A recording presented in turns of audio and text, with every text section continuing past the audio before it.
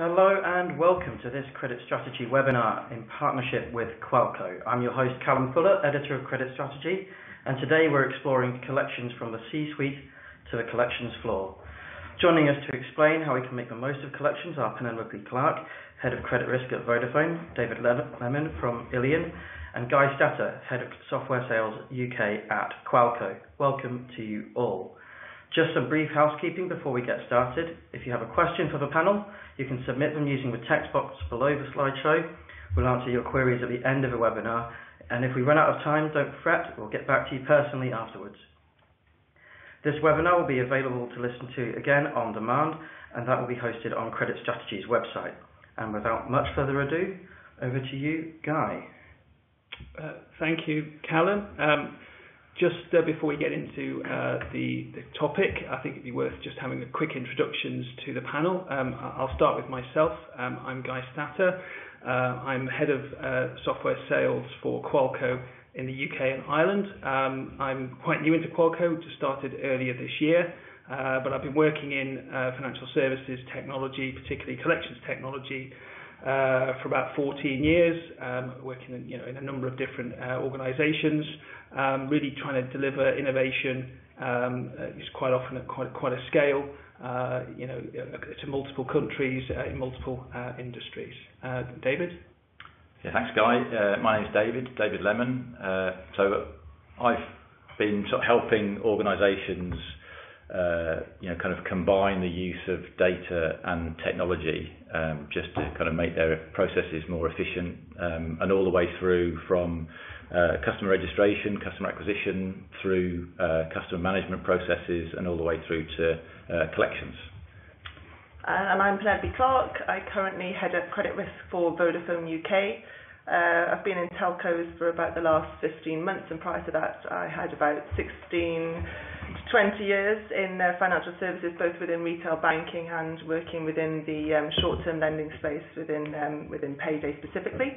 So experience across both industries and various different products, front to back end of the credit risk cycle. Cool, thank you everybody. Okay, so just really quickly to introduce QUALCO. We are a software and services solutions company working across Europe, helping people improve their collections operations. We're pretty much dedicated to collections across the life cycle, from one day down through to legal and recoveries. We are actually headquartered in Greece, but work across Europe, and we've worked with some large organisations up to sort of 7 million debtors, but also we work with smaller organisations as well, such as DCAs, challenger banks, boutique legal firms, and so on. We have offices in multiple countries, employing over about 300 people, but we do consider ourselves to be innovative and fast-moving, and our key USPs are around the speed of deployment and the flexibility and depth of our solution. Our main competitors are usually the larger collections software solution vendors, but actually sometimes we work alongside those guys to meet the needs of our clients. So just moving on now to the actual main part of the webinar. So when we were we recently published a white paper around best practices for adopting technology in collections. And the theme of that white paper and this webinar is the 4 pillars of technology adoption. And when we spoke to people in the industry, these were the key themes that consistently came out when discussing technology. So before we get into detail about them, just to give you a quick summary of what they are. So the first is framework, and that's the wider structure in which a collections operation and collections technology needs to operate.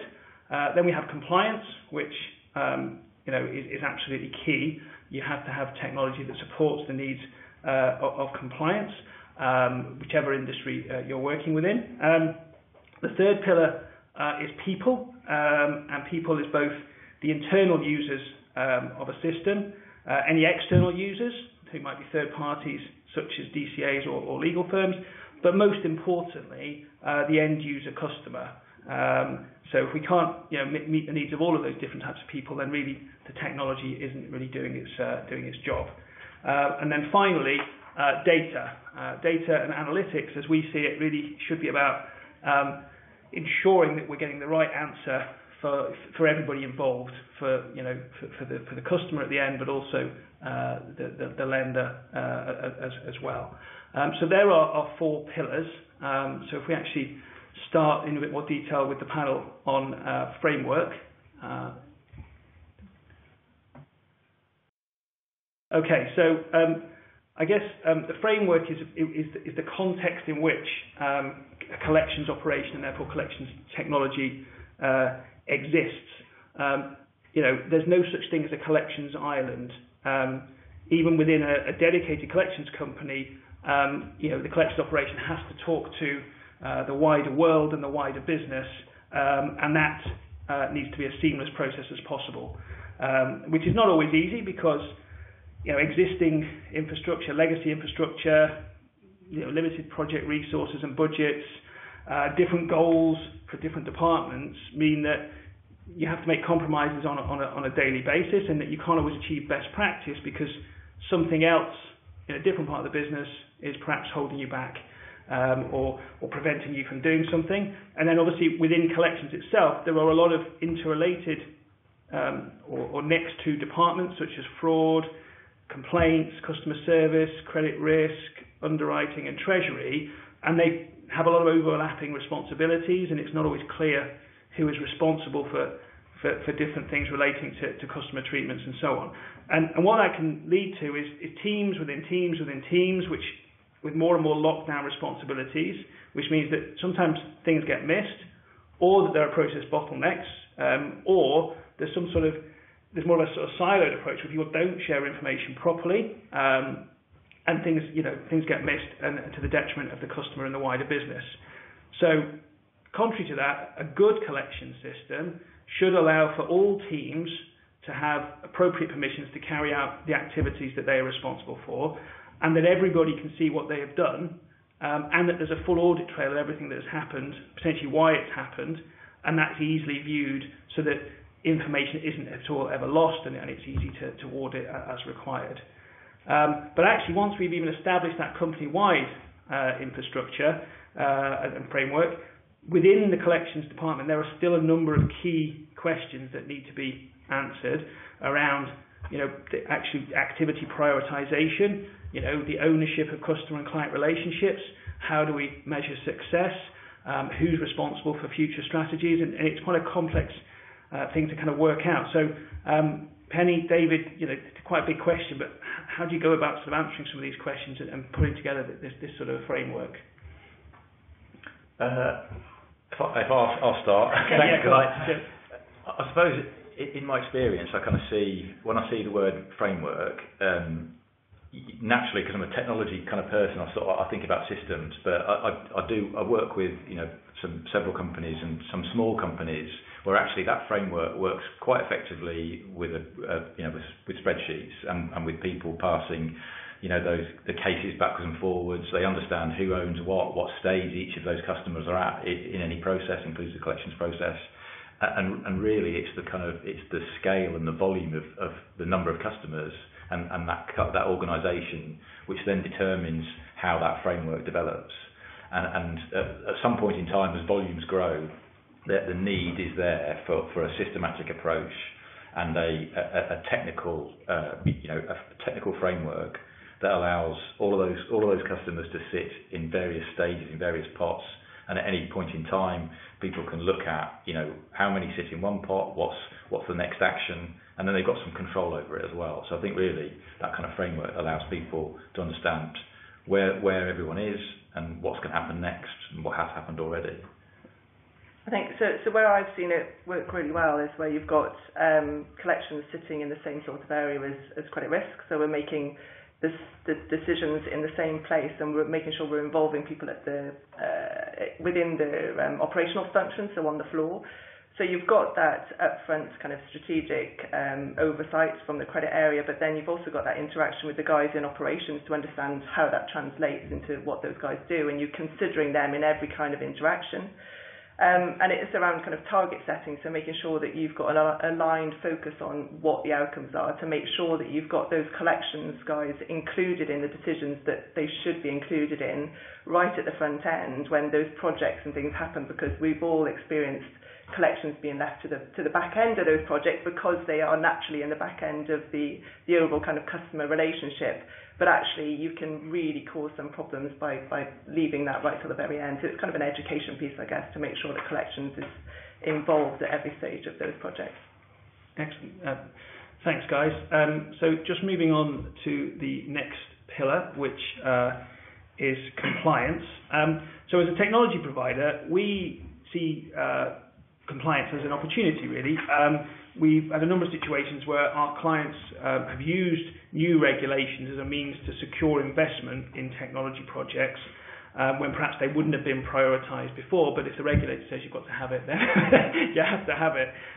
However, there are still a lot of legacy systems currently live which don't support the regulatory environment that now exists, and so in order to get around this, organisations tend to have quite complex manual processes, or in some cases they just have compliance gaps, and they know they do and they're trying to fix them, but obviously that's not an optimal situation. So in terms of for the purpose of this webinar, and keeping things simple, we think there's probably three main areas of focus in collections regards compliance. So the first is around treating the customers fairly and conduct risk, as advised in things like the CONC guidelines from 2017. The second thing is around data usage and having the right permissions to use data within collections. And then the third thing is really just around the treatment of vulnerable customers and looking at affordability as well, making sure that we're dealing with people in the right way.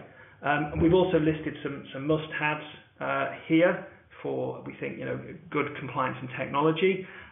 David, Penny, is there anything that you would add to that list?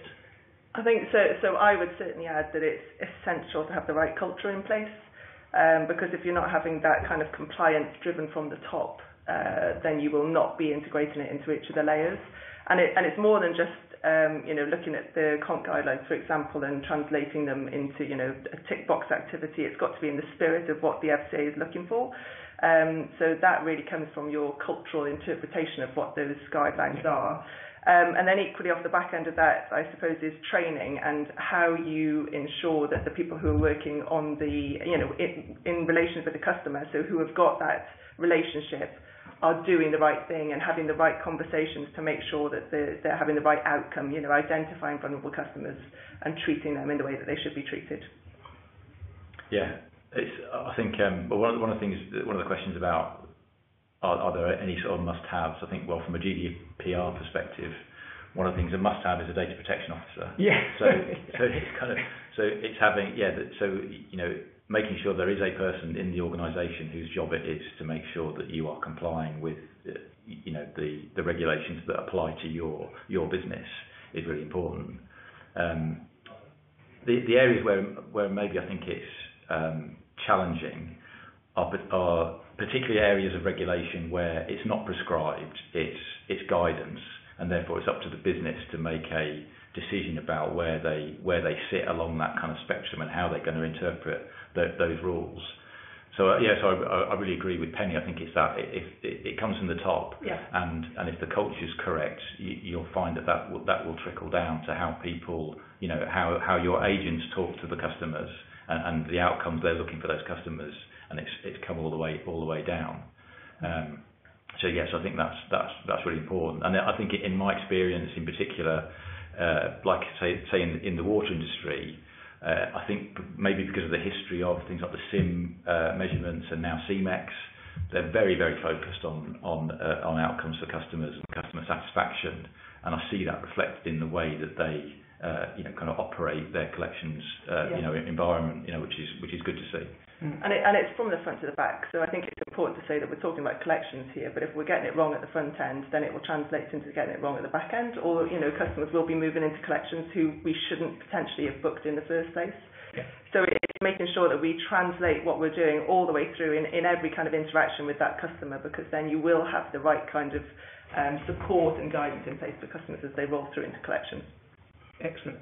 Just a couple of additional questions, if you don't mind, on that. So, firstly, are there any elements of regulation and compliance that are particularly challenging in collections? And a sort of a second part of that question is, are fears around compliance getting in the way of innovation in collections? David, if you want to take one or both of those. Yeah, I don't know if anyone's afraid of compliance, but they might be afraid of the consequences of not compliance. Yeah.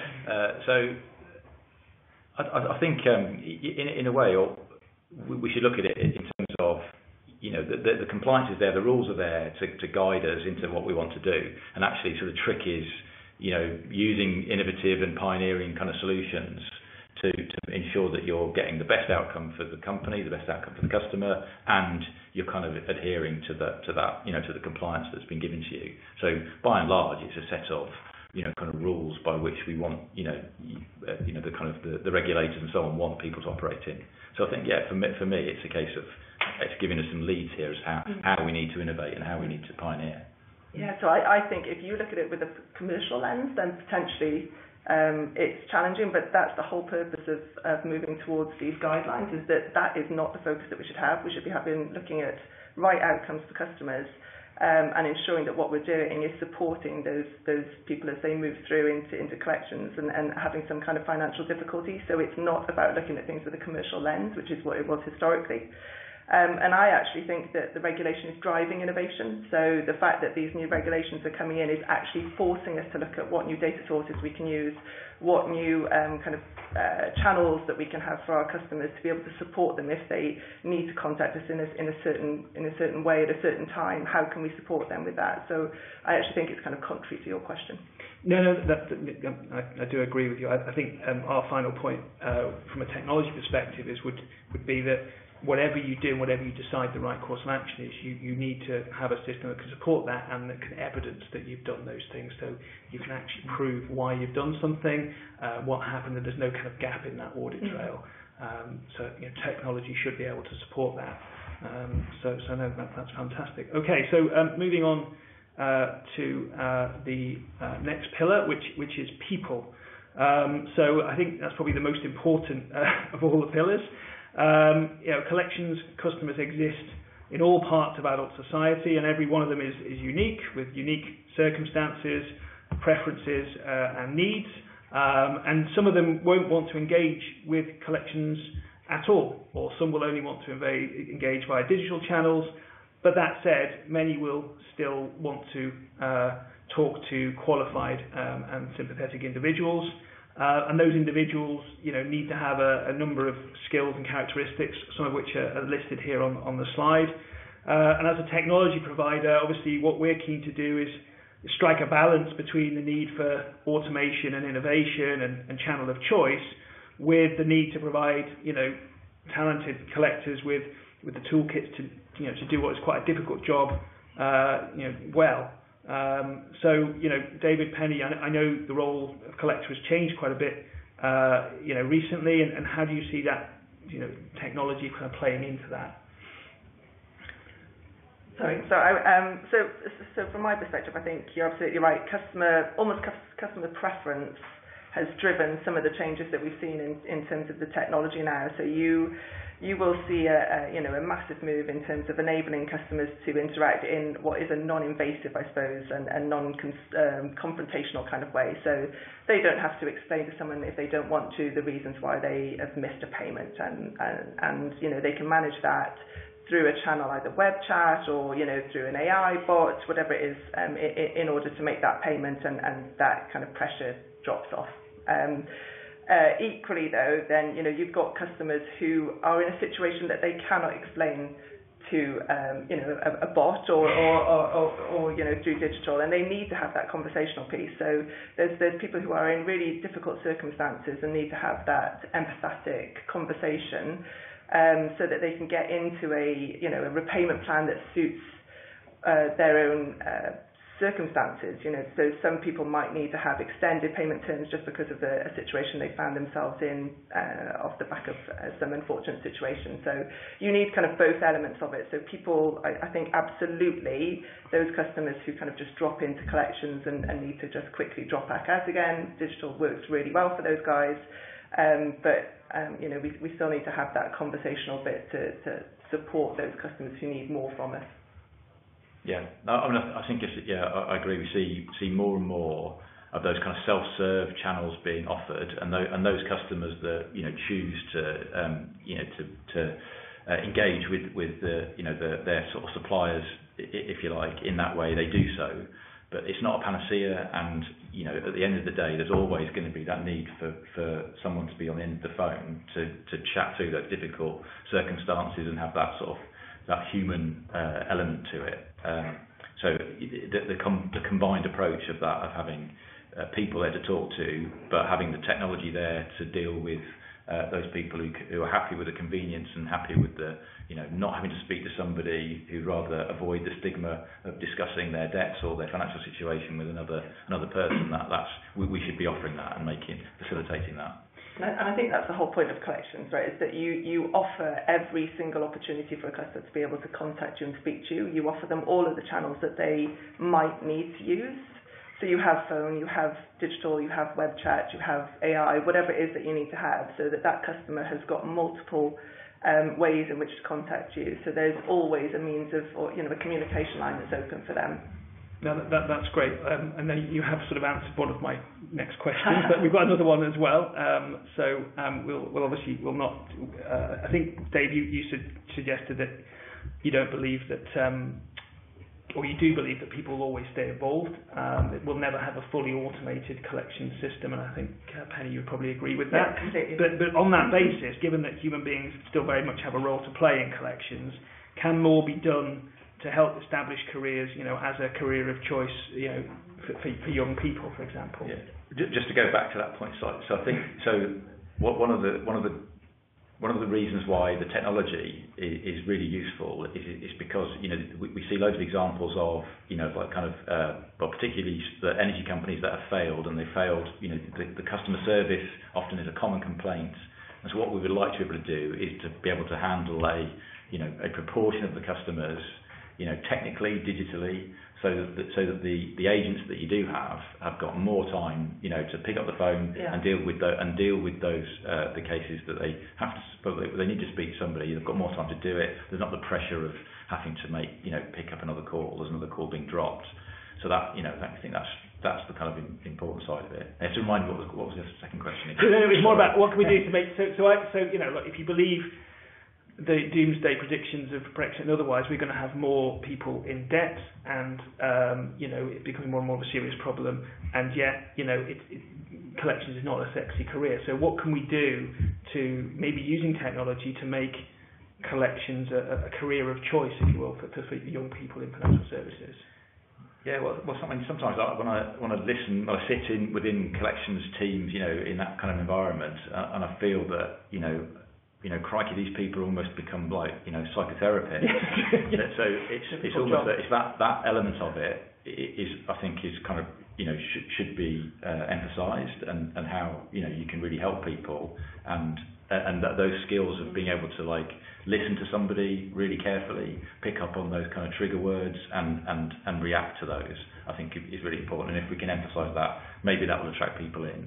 And from a technology side, I'm kind of interested in that part of it. So part of me is really interested in saying those collectors have got access to a whole lot of data. They need to learn how to interpret that data, and then and also use a system that enables them to do the right thing with that account.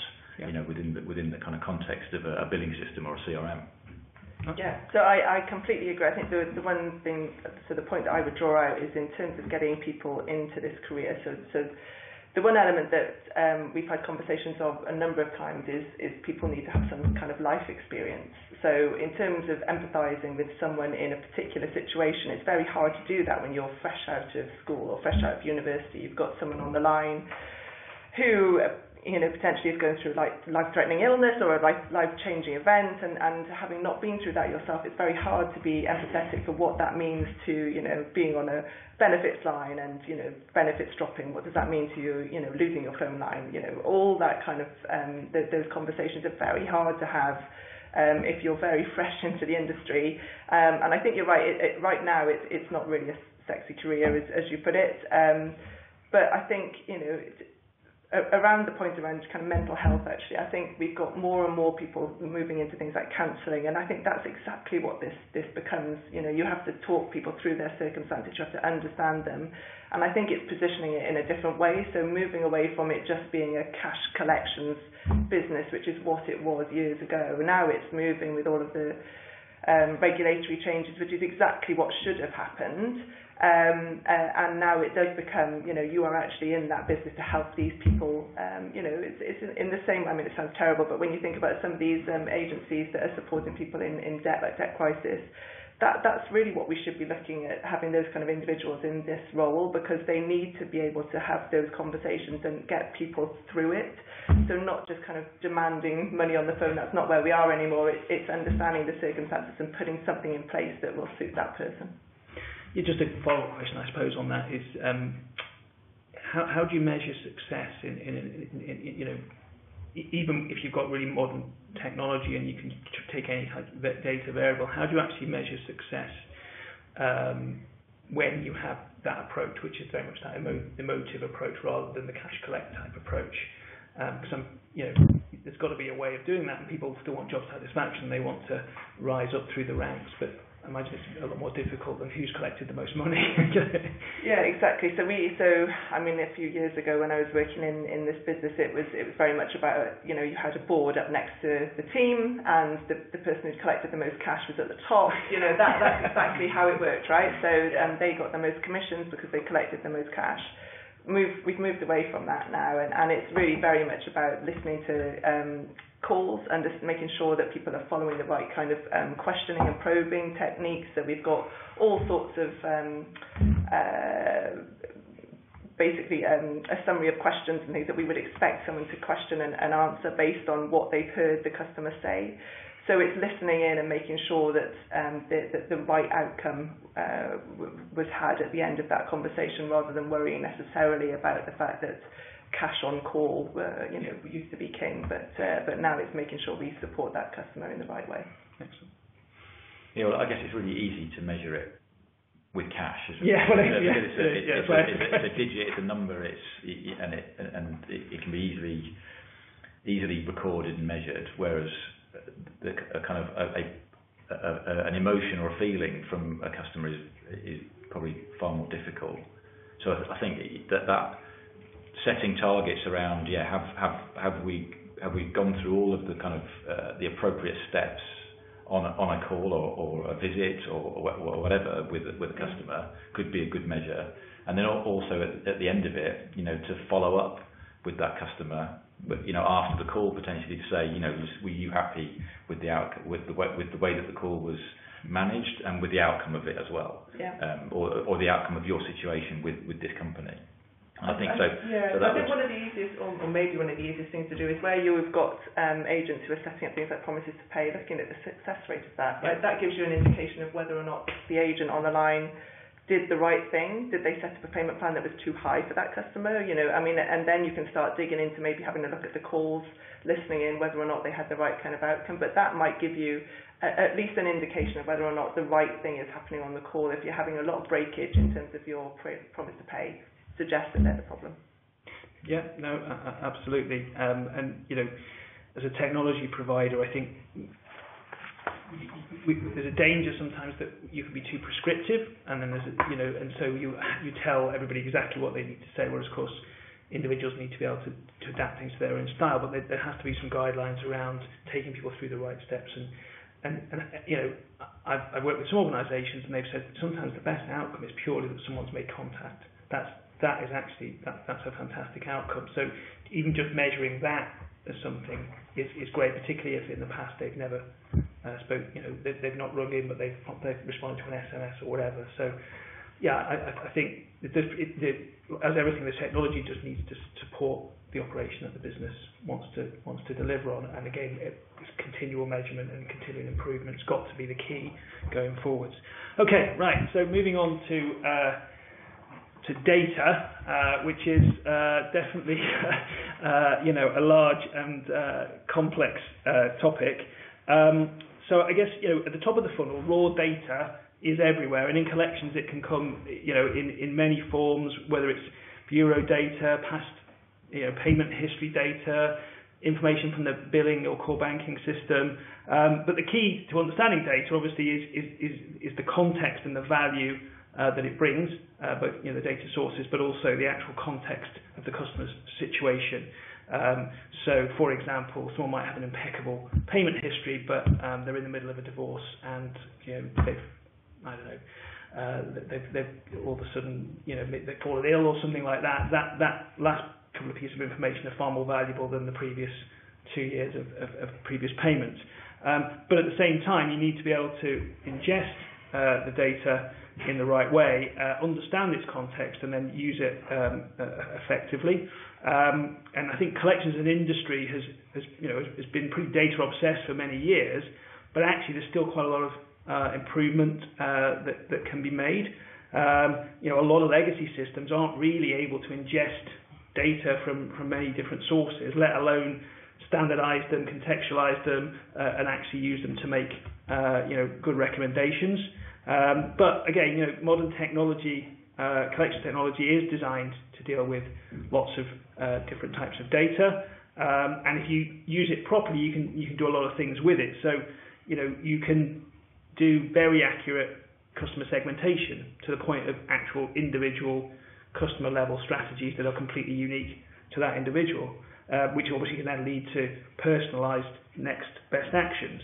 But you can also use it for things like resource allocation optimization, predictive behavioral analytics, optimized contact strategies, better identification of vulnerable customers, identification of customers who perhaps are on the edge and are one interest rate rise away from tipping over the edge.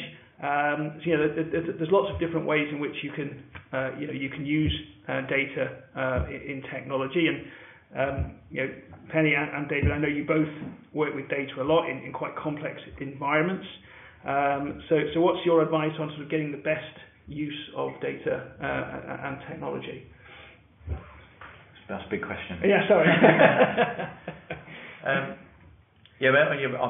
I'm sort of using data and working with data on a day-to-day basis. It's easy to disappear down the rabbit hole with it. So I think on one hand you've got your internal sort of data so what do you know about your customer and how have they behaved with you in the past, and you give a good example. And there's a colleague of mine who was exactly in that way, that he'd moved jobs, and the date that his salary was paid into his bank changed, and the result of that was that he fell into arrears on many of his kind of fixed standing orders and direct debits and so on. But his payment performance up to that point was spotless. So data can be used in that way to say, actually we understand the behaviour of this customer. He's a good customer from our perspective, and so when something changes, it's then understanding how are we going to react to that, knowing the previous behaviour.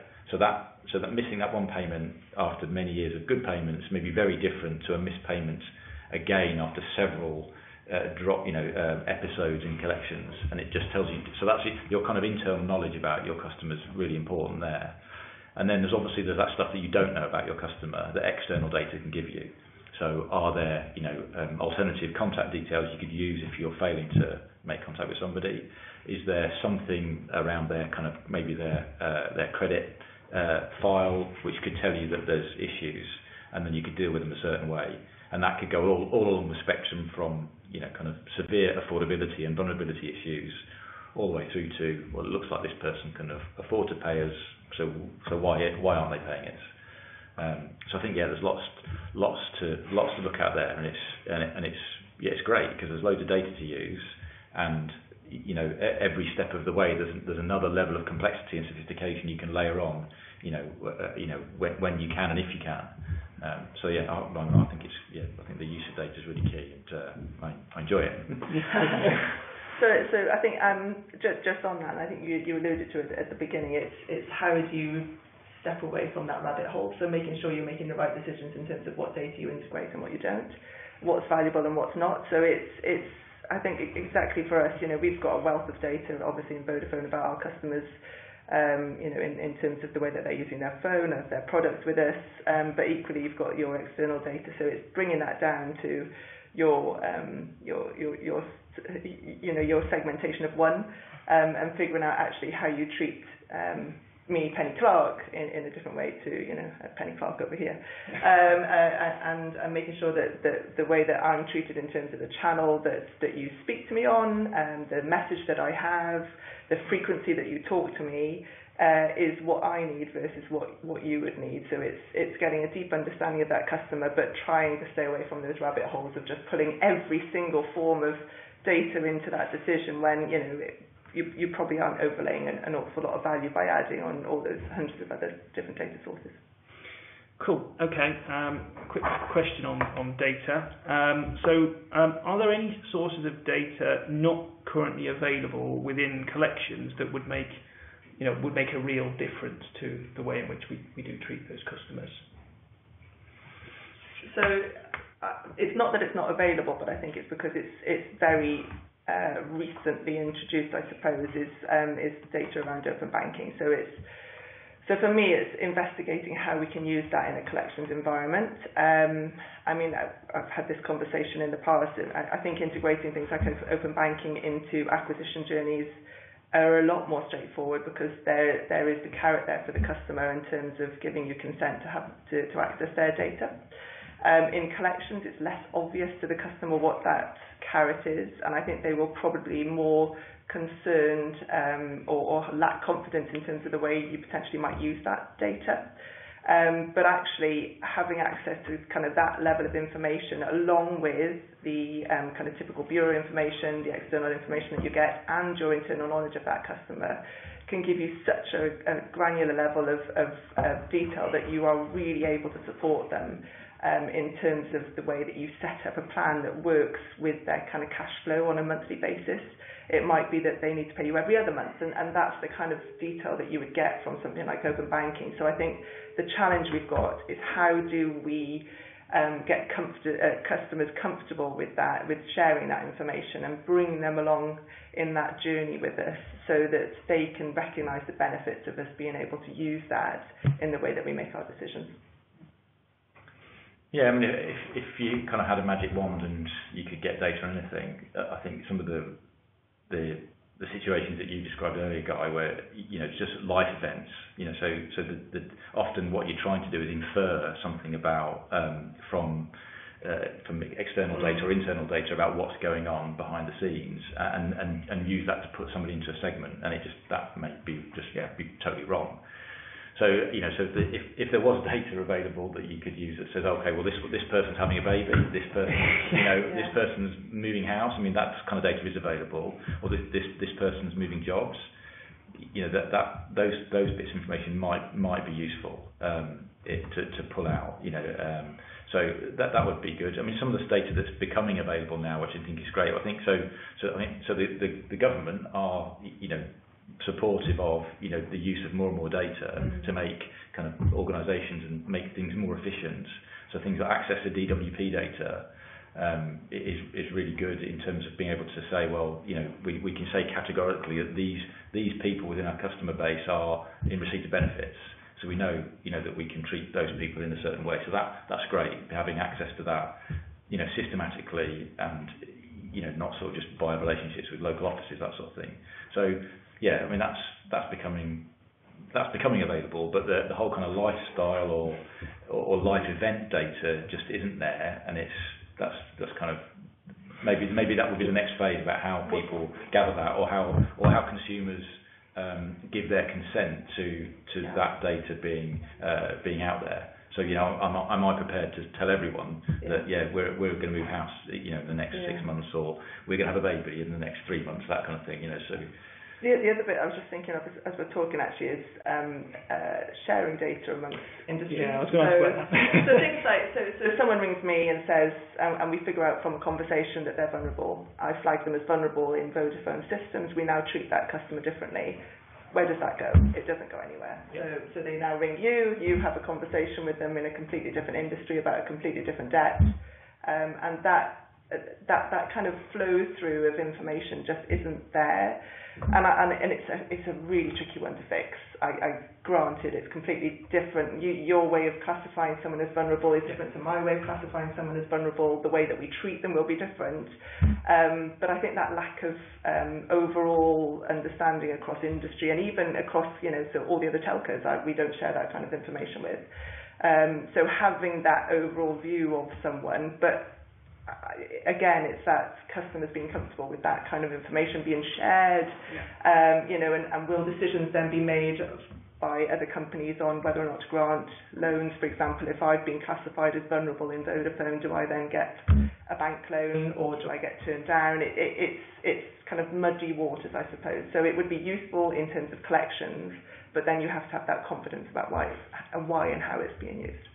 Yeah, I think one of my question was going to be around data sharing and does that give away competitive advantage? And I guess we probably don't know the answer to that in the current climate. Certainly 10 years ago, the way in which you managed your strategy and you classified your customers was very competitive. And why would you tell the next credit card company along that you found someone that's vulnerable when you want to just get your debt and the rest of their debtors, so what sort of thing? I think that's completely changed. But of course, the way in which data sharing is dealt with, by the bureaus particularly, is still sort of catching up with the new world, I think, which is probably a lot more caring than it was 10 years ago. But just a second question on this: what about sort of you mentioned, Dave, about lifestyle changes? What about sort of things like the technologies that exist that monitor language, either digitally or literally spoken word, and they can sort of pick out stress words and things like that? Have either of you looked at those sorts of technologies? Do you think they have a place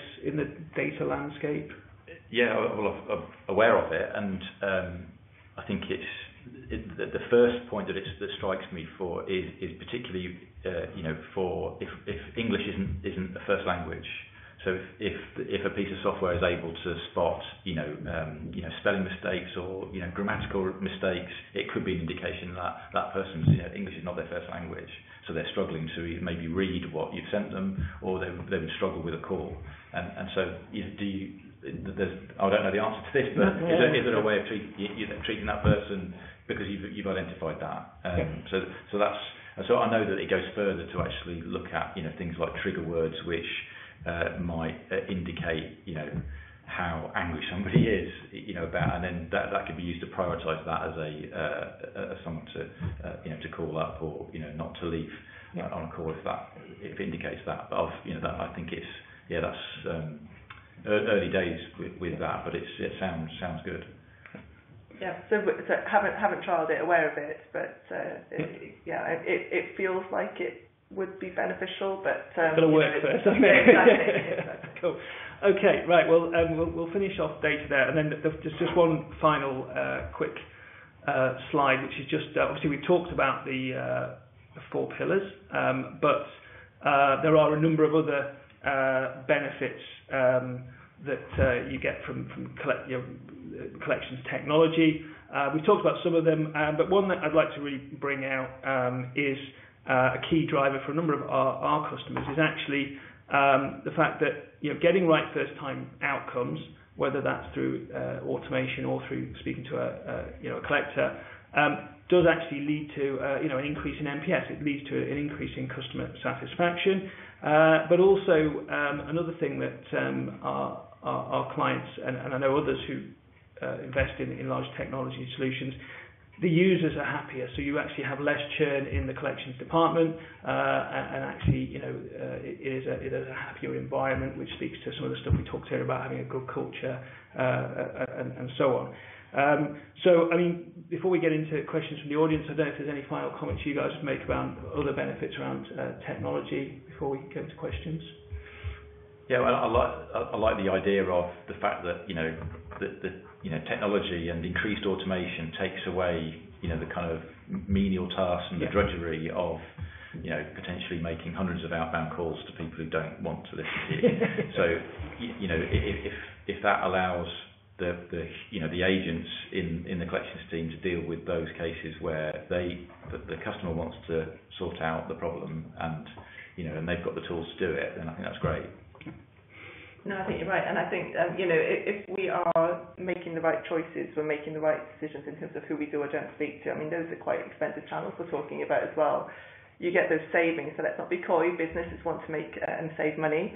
That money can then be reinvested back into better data, better technology. So you get that kind of cyclical approach then, where you're kind of ongoing improvements in terms of the way that we're managing that technology. Excellent, cool. Thank you very much. So back to you, Callum. Yes, we've got some time now for questions, and we've got probably more than we actually have time for. But let's start with this one from Michael Reedy at the Cabinet Office, who said, has there been a consideration as to how technology can be used to support the growing fairness agenda across the industry? So this is like things to do with treating customers fairly. So from my perspective, the prime reason why we're making some of these changes is exactly for that. So recognising our customers who need to be treated in a particular way or need to have access to particular channels or information. So that is one of the prime reasons that we are making technological improvements. So which is what I was talking about earlier when I was saying that the regulation is driving our innovation. That's exactly what I'm thinking about in terms of the way that we use that technology to make sure we understand our customers better, so that we can give them the kind of support that we need. If they need to have a telephone conversation versus being managed digitally, we will do that. If we can understand that they're in financial distress, we can manage them in the right way and offer them a repayment plan that suits them. So absolutely, I think that's exactly how it should be used. Okay. Just a quick comment from us. Yeah, so we're trying to make sure that any solutions we put together have got the flexibility within them to support whatever that customer strategy needs to be. So, there are certain systems out there that only have a finite number of things that you can do. And I think any modern technology now wouldn't have that approach. You've got to be as open as you can. It might be that a loan needs restructuring. It might be that it needs maybe writing off, which is against a standard policy, but the system needs to be able to do that, and the business user needs to be able to do that quickly and easily, albeit with the right permissions, because you don't necessarily want the cleaner going in and readjusting large loans, but the flexibility does need to be there within the system.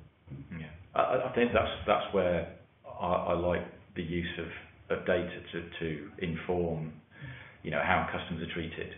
So there may be two completely different treatments for the same, presentation of a debt, but that's down to the circumstances of that customer. Okay. And if the organisation has a policy and then they have data that backs up that policy, they can say, well, we treated you this way, and we treated another person a different way because of because of what we know. And so that's my kind of understanding of fairness. If you see what I mean. And Jatinder asks, he's from Sendex. Going back to the customer segmentation question, which we just touched on earlier, is there a way of sort of differentiating, or maybe using keywords and things, whether the vulnerability pertains to somebody's ability to pay or not? So they might be vulnerable in a way that doesn't affect their ability to pay. And how can we sort of differentiate those? So I think this is a really interesting one. I've had a number of conversations with different organisations about classifications of vulnerability, and as soon as you start doing that, you're pigeonholing people. And in fact, you can't, because they are unique individuals and they might have physical disabilities. So, for example, they might be blind and therefore they need to interface with you in a different way. But actually, they've got a perfectly well-paid job and they're quite happy to pay. But because you're communicating with them in the wrong way in the first place, they've missed a payment because they didn't know about it. So, and every single individual, like we said, is different. So I think you have to have certain broad brush categories, but you really can't pigeonhole people, because as soon as you start doing that, you'll make a mistake. and I think that's right. So we're very much against that whole kind of tick box thing. You are this, therefore we treat you in this way. So we've had instances, for example, where people have rung us up either critically or terminally ill. And you might think that they would be ringing up to kind of write off their debt. Actually, those people typically want to sort something out. So yes, they're vulnerable, and yes, you need to understand their circumstances, but actually that doesn't mean that they don't want to pay down on outstanding balances and make sure they're leaving a clean sweep, should the worst happen. So I think you're absolutely right. You cannot just assume that someone who is in the same vulnerability category is treated in the same way. Yeah. And here's a question from Stuart Surridge at Vimilua. What about unstructured data such as previous calls or changes in payments types? So I guess if you've got a sort of tranche of unstructured data, how is that dealt with in systems and technologies that we've been talking about? So the way that we would deal with that from as a technology provider is we have ways of ingesting unstructured data and trying to find relevant patterns within that, and then trying to understand whether any of those patterns are in some way predictive of behaviour or indicative of some sort of behaviour. So the traditional model might be that, for example, we take in a load of payment data and then we apply it across a number of other data sets as well, and then we see, okay, is the fact that someone is paying 2 days late coupled with the fact that they have a low income in some way indicative, or I'm oversimplifying. So the way in which the analytics tools work is they don't say this is definitely a valuable piece of information. They say that it might be, and let's go and look for patterns and let's apply it across a number of other data sources to see if it is actually valuable or not. And in order to do that, you do obviously need to have a strong analytics tool that can ingest that data and work with it. But the way to turn that on its head is to say, well, I've already got these treatment patterns and these strategies. Is there something else out there that would make them even more accurate? And some of these combinations of data sources with unstructured data do, and some don't. There's no right or wrong way of doing it. Some people start big picture, others start with what they've already got. But there's always value in looking at new types of data, unstructured or otherwise. Yeah, I think the key would be to have some means of being able to work out how can I categorise or segment the data that in its unstructured format into a category with a limited number of differing values in it, so that I can then assign a different treatment to it. Because at the end of the day, you'll only have so many treatments you can apply, and so I guess the trick is to say, well, is that unstructured data able to tell me that I should do something different with this or not? So whether that's if it's notes or things like that, then it requires a human to look at it and say, okay, I understand what that note says, and I'm going to put it into one of these. I'm going to put it into that category. Okay. And we've got a question here from Chris Ryan at DSG Financial Services, and it's related to your point about open banking earlier, Penny. He's mentioned that there's a 90-day limit on consent on the use of open banking. What are the panel's views on how that might change in the future, or should the limit remain in force? So I think from my perspective, the rolling consent is probably an important piece to have. The challenge is, as I mentioned, not only in getting people to consent up front, but then in continuing to consent, because obviously a customer can go in and take that consent away at any point, which is fair and right, but it's how we encourage people to continue to consent in that way. So I think, if you just have a limited view on a customer's account, so you've got that 90 days, actually the customer situation, especially the customers we're talking about here, their position can change dramatically in 90 days. So by limiting yourself to just that level of information could mean that you're making the wrong decision at that point in time. So my preference is that we continue to have open consent, but that customers can withdraw it if they would like. David? Well, I couldn't say whether I think it's going to increase or not, but I would have thought so. My understanding of open banking is, I guess, the context of where it's being used. So a point at which, if you're applying for a product and the supplier of that product want you to consent to open banking, when you can choose to do so or not, and then the other, you can see its application in collections where you're trying to calculate a payment arrangement which is affordable, and take the kind of pain out of going through an I&E statement. Potentially that I can see the real benefits for it there, and so I can understand that, particularly in collections where that arrangement may go on for 6 months. It may be useful to have the ability to be able to monitor that and adjust the payment arrangement and save the a failed payment and then another collections cycle that costs money and causes, if you can react to that, then the customer should have a better experience, I would have thought. So it would be nice. In that context, you could see how the consumer might consent to saying, look, you can keep monitoring me for a period of time whilst our relationship still exists.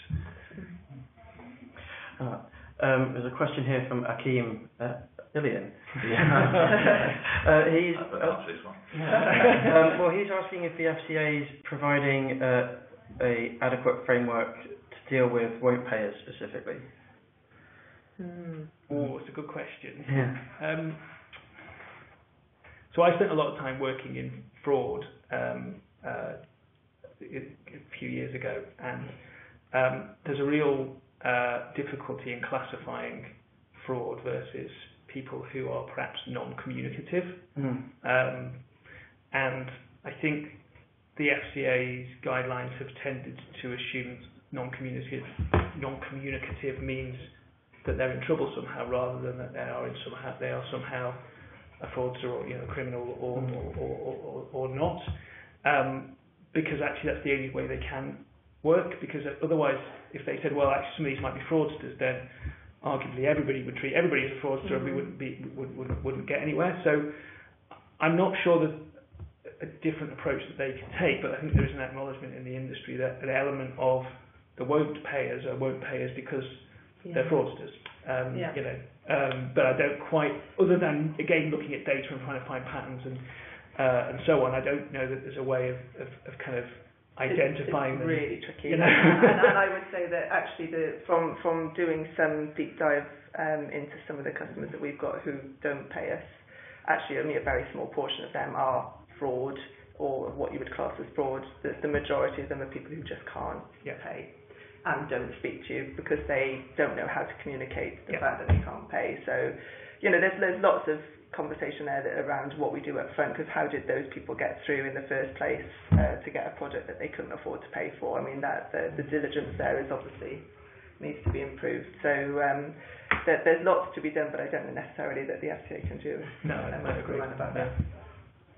Okay, we're rapidly running out of time, but I think we've got time for one more. Stuart Rimilo is back with another. He's wondering how GDPR is affecting the way people collect. Does it have much of an impact on you? So I think in terms of off the back of what's happened from our perspective, it's changed because we've had to implement probably more rigorous controls around systems we use, governance, oversight, to make sure that we've got the right access of data, the right customer information, we're sending the right the right communication to the right people. So I suppose it has changed, but it's only made us more rigorous in what we do actually. So it's been quite painful, I would say, but it's in the benefit of us as a business and the consumer.